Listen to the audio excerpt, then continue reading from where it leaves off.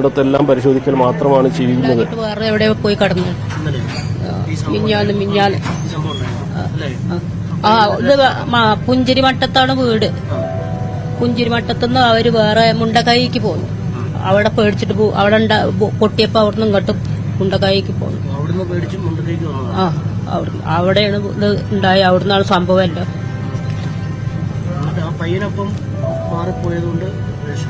ഓ രക്ഷപ്പെട്ടു. ഒരു മകൻ ഗൾഫിലുണ്ട്. 5 മക്കളാണ് നാത്തൂന്. അത് 4 ആണ്, ഒരു പെണ്ണാണ്. ഇപ്പൊ 9 പേര്. കുട്ടി ഹോസ്പിറ്റലുണ്ട്. കുട്ടി എന്താ അറിയില്ല കുട്ടീന്റെ സ്ഥിതി. താമസിക്കുന്നു.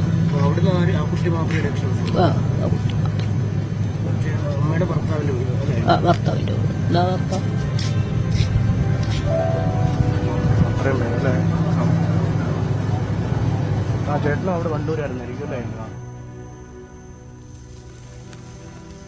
അതാണ് കണ്ടത്. നമുക്ക് ഓരോരുത്തരുടെ പ്രതികരണമാണ് ഉണ്ടായത്. 3 വട്ടം 3 സ്ഥലങ്ങളിലായി ഉണ്ടായ ആ ഉരുൾപൊട്ടലാണ് ഈ ഗ്രാമത്തെ പൂർണ്ണമായും ഇല്ലാതാക്കിയത്. മുൻകാലങ്ങളിലും കേരളത്തിലും പല സമാന ദുരന്ത അനുഭവങ്ങളുണ്ടെങ്കിലും ഇത്ര ശക്തമായ ഒരു പ്രദേശം തന്നെ ഇല്ലാതാക്കുന്ന അവസ്ഥ മുമ്പ് ഉണ്ടായിട്ടില്ല. വയനാടിൻ്റെ തുടർ മരുമകന് എൻ്റെ പേരക്കുട്ടി ചെക്കന് ഒക്കെ പോയി. 9 ആള്. ഒരു കുട്ടി മാത്രം, മകളെ കുട്ടി ഒന്നും, പെങ്ങളെ കുട്ടി 4ാമത്തൊന്നും. പെങ്ങളെ കുട്ടിക്ക് 8 വയസ്സായി. അല്ല, മകളെ കുട്ടിക്ക് 8 വയസ്സായി. പെൺകുട്ടിയാണ്. മിൻസിലുണ്ട്. കാലൊക്കെ പൂട്ടിയിട്ട് അപ്പൊ വീട്ടിൽ 9 പേര്, എത്ര 10 പേരുണ്ടായിരുന്നു? 10 പേരുണ്ട്. 10 പേരെങ്കില് ഇനി 5 ആളെ കിട്ടാണ്ട്.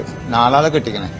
ആ പെങ്ങളെയും എന്റെ പേരക്കുട്ടിയും എന്റെ അളിയനെയും പിന്നെ പെങ്ങളെ ചെക്കണേ. ബാക്കി 5 ആള് കിട്ടാണ്ട്. 5 ആളെ കിട്ടിയിട്ടില്ല. മറ്റേ പയ്യൻ അവിടെ നിന്ന് ഇല്ലാഞ്ഞുകൊണ്ട് അവനെ 4ാമത്തെ ചെക്കണ് മാറി കിടക്കാണ്. സ്ഥലമായിട്ട് മാറിപ്പോയതാ കിടക്കാണ്. വീട്ടിലിടം ഇല്ലാത്തതുകൊണ്ട് മാറിപ്പോയതാ. ആ വീട്ടിലായിരുന്നു 9 പേരും ഉണ്ടായിരുന്നു. 9 പേരും ഒരു വീട്ടിലാണ്. ഒരു വണ്ടി ഉണ്ടായിരുന്നു, മരുമണ്ട ഒരു വല്യമുങ്ങ വണ്ടി ഉണ്ടായിരുന്നു. ഇവര് നേരത്തെ താമസിച്ചെടുത്ത് ഇത് ഉരുൾപൊട്ടൽ ഉണ്ടായിട്ട് മാറി താമസിക്കുന്നുണ്ട്. അല്ല, പുഞ്ചേരി മട്ടത്താണ് അവർ താമസിക്കുന്നത്. വീട് 2 നില വീടാണ്. അപ്പൊ അവിടെ ഉരുൾപൊട്ടിയപ്പോ വെള്ളം പോയതാ കൂടി. അപ്പൊ എന്റെ മകളുടെ അടുത്ത് വന്ന് നിന്നാണ്. മിഞ്ഞാന്ന് വൈകുന്നേരം എന്റെ പെങ്ങള് വിളിച്ചിരുന്നാണ് എനിക്ക്.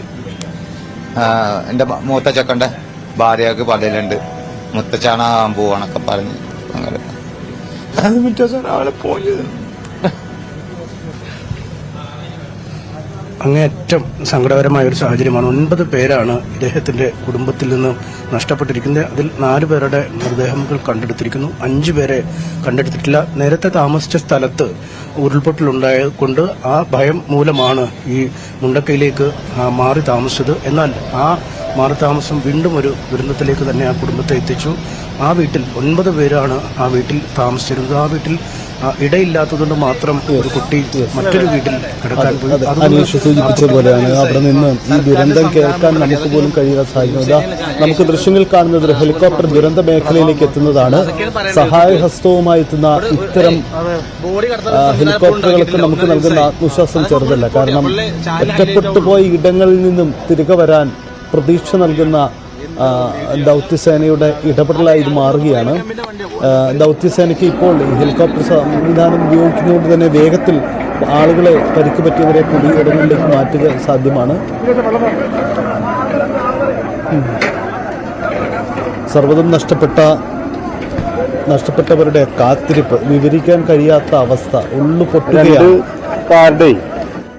ചുറ്റുപാടും നഷ്ടങ്ങളുടെയും ദുരന്തങ്ങളുടെയും കണക്കെടുപ്പ് മാത്രം. ആരൊക്കെ നഷ്ടപ്പെട്ടു, എവിടെയൊക്കെ പോയി എന്നത് ആർക്കും വ്യക്തമല്ല. ദൂരസ്ഥലങ്ങളിൽ ഇരുന്നു പോലും ബന്ധുക്കളെക്കുറിച്ച് വിവരമില്ലാതെ അതിൻ്റെ ഒരു വിങ്ങലുമായി നിൽക്കുന്ന ആശങ്ക പങ്കുവയ്ക്കുന്ന നിരവധി പേർ ന്യൂസ് 18 അടക്കം വിളിക്കുന്നുമുണ്ട്. ഇവരെയെല്ലാം ആശ്വസിപ്പിക്കുക, അവർക്ക് വ്യക്തത വരുത്തി കൊടുക്കുക, ഇതാണ് നമുക്ക് മുന്നിലുള്ള കടമ്പ. എന്തായാലും ഇക്കാര്യത്തിൽ വ്യക്തത ഉണ്ടാവട്ടെ. കാണാതായിരിക്കുന്ന ആളുകളുടെ എണ്ണം നിരവധിയാണ്.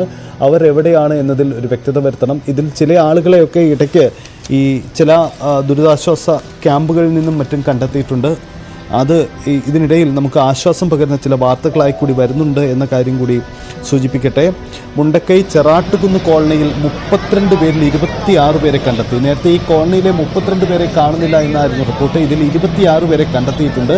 ഇതിൽ 24 പേര് അട്ടമലയിലെ ക്യാമ്പിലേക്ക് മാറ്റിയിട്ടുണ്ട്. അട്ടമല അവിടെ ഒരു സുരക്ഷിത ക്യാമ്പ് ഇടമുണ്ട്. നേരത്തെ വി അരുൺ റിപ്പോർട്ട് ചെയ്ത ആ സ്ഥലം, ആ പ്രദേശത്തുള്ള ഇടത്തേക്ക് അവരെ മാറ്റിയിരിക്കുന്നു എന്ന ഒരു കാര്യം കൂടി വരുന്നുണ്ട്. അത് ഒരുപക്ഷെ ആ മേഖലയിൽ താമസിച്ചിരിക്കുന്ന അവിടെ കുടുംബങ്ങൾ എവിടെയെന്നതിൽ ആശങ്കപ്പെടുന്നവർക്ക് ആശ്വാസകരമാവുന്ന ഒരു കാര്യമാണ്. ആ കോളനിയിൽ താമസിച്ചിരുന്ന 32 പേരിൽ 26 പേരെ കണ്ടെത്തിയിട്ടുണ്ട്. അവരെ ക്യാമ്പിലേക്ക് മാറ്റിയിട്ടുണ്ട്. 24 പേരെയും ക്യാമ്പിലേക്ക് മാറ്റിയിട്ടുണ്ടെന്ന അറിയിപ്പ് കൂടി വന്നിട്ടുണ്ട്. ഇത് ശ്രദ്ധിക്കുക. ആ ബന്ധപ്പെട്ട മേഖലയിൽ ഒരു ഹെലികോപ്റ്റർ കൂടി വരികയാണ്. നമുക്ക് മുന്നിൽ രക്ഷാ ദൗത്യം വേഗത കൈവരിക്കേണ്ടതുണ്ട്. നേരത്തെ സൂചിപ്പിച്ചതുപോലെ കെട്ടിടങ്ങൾക്കുള്ളിലും മറ്റും കുടുങ്ങിക്കിടക്കുന്ന നിരവധി പേരുണ്ട്, കണ്ടെത്താനാവാത്ത നിരവധി പേരുണ്ട്.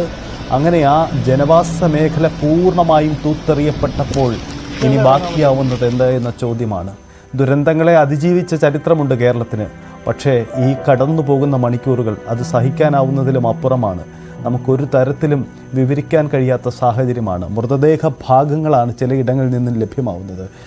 32-ലധികം മൃതദേഹങ്ങൾ ചാലിയാർ പുഴയിലൂടെ ഒഴുകി നമുക്ക് ലഭ്യമായിട്ടുണ്ട്. പോത്തുകൽ മേഖലകളിൽ ലഭ്യമായിട്ടുണ്ട്. നിലമ്പൂരിലെ താലൂക്ക് ആശുപത്രിയിൽ അത് എത്തിയിട്ടുണ്ട്. എത്ര കിലോമീറ്ററോളം പുഴയിലൂടെ ഒഴുകിയ ശേഷമാണ് ഈ മൃതദേഹങ്ങൾ അവിടെ എത്തി എന്ന് പറയുമ്പോൾ ആ മലവെള്ളപ്പാച്ചിലിൻ്റെ തോത്, ശക്തി എത്ര വലുതായിരുന്നു എന്ന് ഓർക്കുക. അതായത് മുണ്ടക്കൈ മേഖലയിലെ ഉരുൾപൊട്ടലൊടുവിൽ അത് ചൂരൽമല മേഖലയിലും കടന്ന് മൃതദേഹങ്ങൾ ഒഴുകി സൂചിപ്പാറ വെള്ളച്ചാട്ടവും മറികടന്നാണ് ഈ മേഖലയിലേക്ക് എത്തിയത് എന്ന് പറയുമ്പോൾ ഛിന്ന ഭിന്നമായി പോയി. കല്ലിലും പാറക്കൂട്ടങ്ങളിലും തട്ടി ശരീരഭാഗങ്ങൾ വേർപെട്ട അവസ്ഥയിലാണ് പലയിടങ്ങളിലും മൃതദേഹങ്ങൾ കണ്ടുകൂട്ടുന്നത്. ഇതിൻ്റെ കണക്കെടുപ്പ് പ്രത്യേകം നടത്തേണ്ടി വരും. തീർച്ചയായും DNA പരിശോധന പോലെയുള്ള സംവിധാനങ്ങളും ഇക്കാര്യത്തിൽ വേണ്ടിവരും.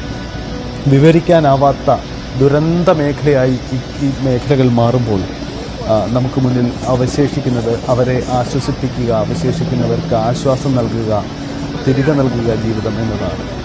നഷ്ടപ്പെട്ടവർക്ക് പകരം നൽകാൻ മറ്റൊന്നുമില്ല എന്ന യാഥാർത്ഥ്യം മുന്നിലുണ്ടെങ്കിൽ കൂടിയും നമുക്ക് ആശ്വസിപ്പിക്കാൻ കരുത്തുണ്ടാവണം. അതുകൂടിയാണ് നമുക്ക് മുന്നിലുള്ള ദൗത്യം.